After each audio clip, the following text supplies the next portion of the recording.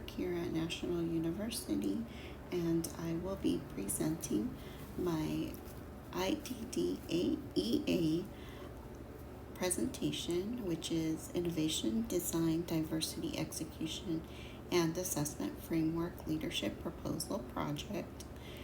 And the topic is Maternal Mental Health Awareness. So I will just begin with my introduction. So the introduction is a little bit of information about maternal mental health and basically what it is. So maternal mental health is a very important aspect of women's health that includes the emotional and psychological well-being of women during pregnancy, childbirth, and the postpartum period. It is a very vital period of maternal care and the mental health care of women and mothers that can definitely influence both the maternal and child health outcomes. Some of the conditions and symptoms related to maternal mental health include depression, anxiety, and postpartum psychosis, which can affect women during pregnancy and after pregnancy, making parenthood difficult for those affected by maternal mental health. Motherhood and parenthood are often seen as times of joy. Many women may experience anxiety, depression, and stress due to hormonal changes, physical health changes, and the pressure of parenting. And so therefore, these mental health issues can lead to severe consequences if left untreated, including impaired mother and infant bonding, developmental delays in the child, and in extreme cases, suicide and infant death. So to go over the statement of the problem, I will highlight some key issues of maternal mental health. So maternal mental health is a public health problem that impacts not only mothers, but also their families and their communities. Maternal mental health is critical, though is often overlooked and ignored.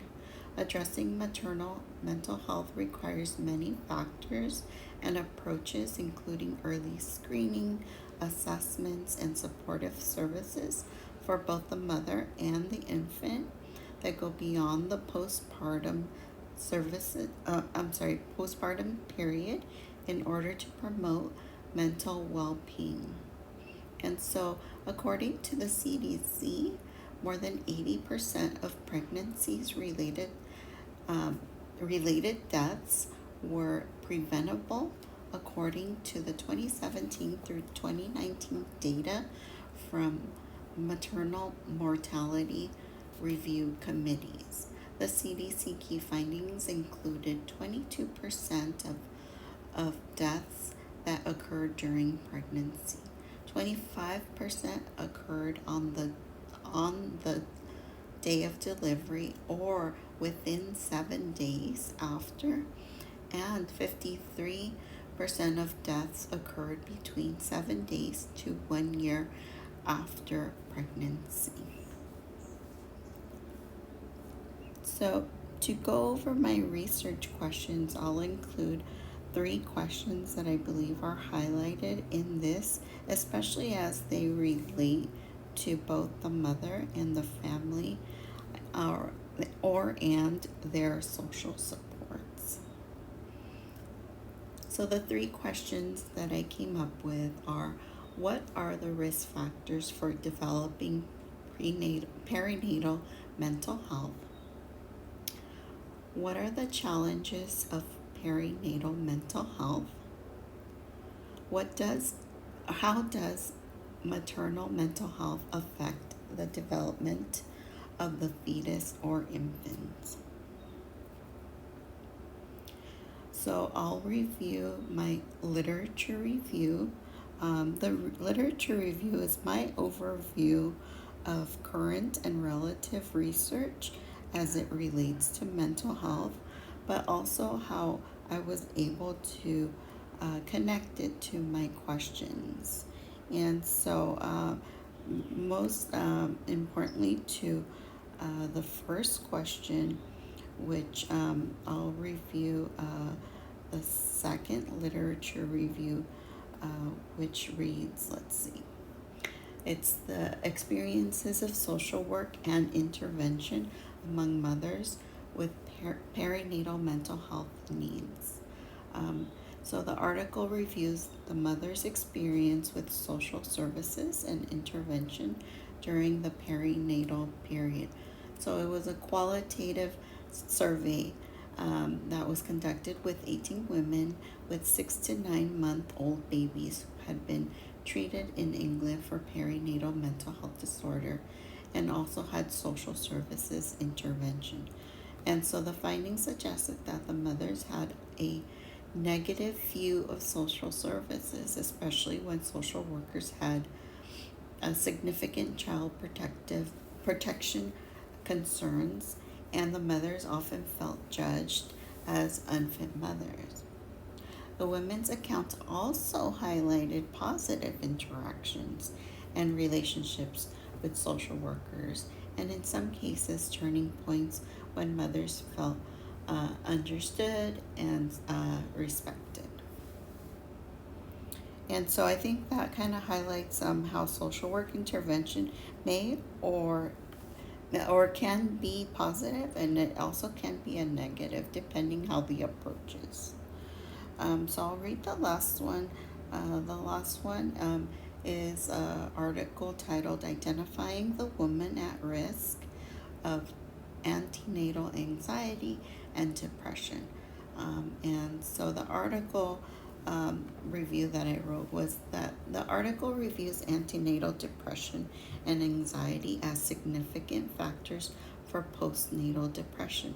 The article includes historical factors of psychiatric illness, poor marital relationship, stressful life events, a negative attitude towards pregnancy, and the lack of social support as risk factors for antenatal depression and anxiety.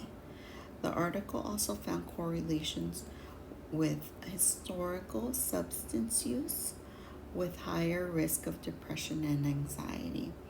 And so what I got from that article was that women who had a history of mental health or maybe some adverse childhood experiences or ACEs maybe were at higher risk of having perinatal mental health higher risk factors. Then I will go into my summary of findings. And this was helpful in answering my questions as well. And so the summary of findings, I kind of titled them, and I'll go over my summaries. So the first one, I did want to go over how it was relative to my first question. I have prevalence.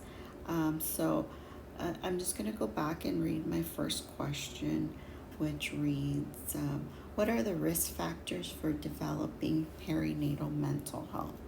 So for that first question, I wanted to connect it to prevalence and risk factors. So prevalence is, I wrote mental health disorders are common among women, and the most prevalent conditions include depression, anxiety, and postpartum psychosis. And so what are their risk factors? Several risk factors increase the risk of perinatal mental health issues, including a history of mental illness, a lack of social support or hormonal changes, and socioeconomic challenges.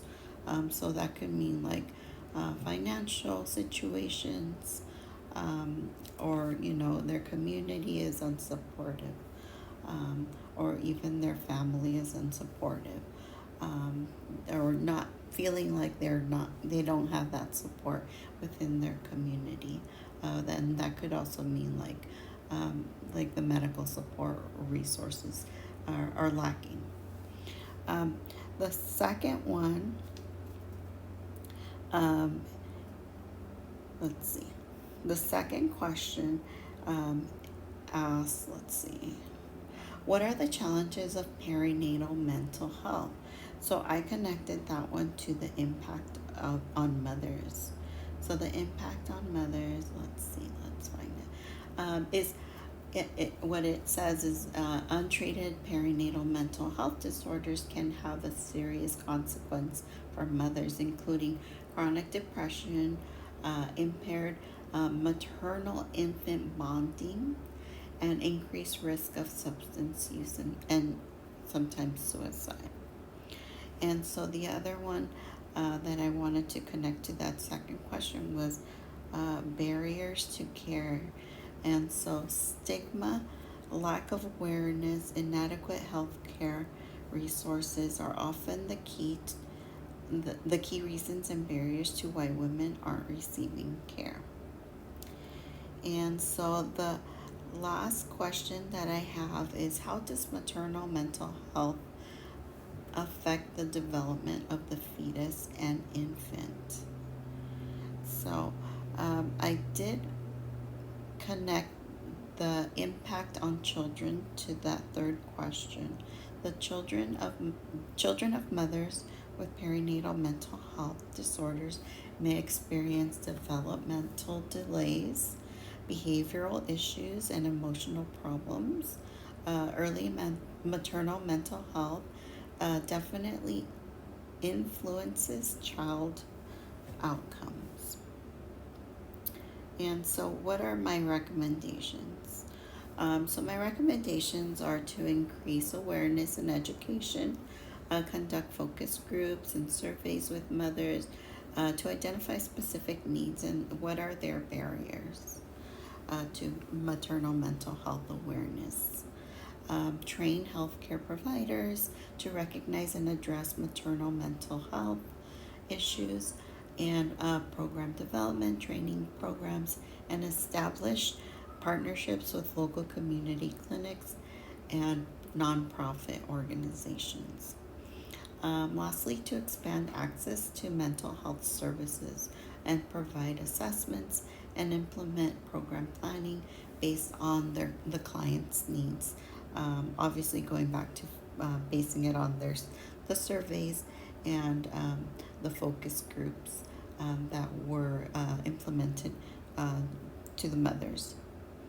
Um, and so, lastly, I will go over the conclusion. The conclusion reads the Maternal Mental Health Leadership Project represents a proactive approach to addressing perinatal mental health or maternal mental health. This project aims to highlight the importance of mental health and well-being of mothers, infants, and their benefiting families or community. As a leader in advocating for maternal mental health challenges, I hope to advocate for the perinatal community while empowering, supporting, and educating those receiving services and those providing services. I hope to disseminate information about the importance of early screening for perinatal mental health and the importance of consistent screenings of perinatal mental health throughout the motherhood experience.